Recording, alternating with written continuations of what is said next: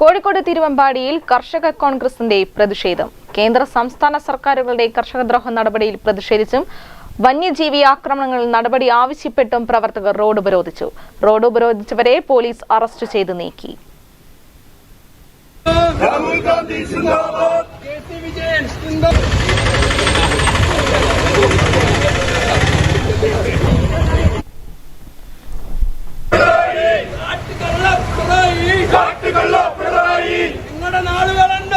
നിങ്ങളുടെ നാളുകൾ എണ്ണപ്പെട്ടു. കർഷക മക്കളുടെ വാക്കം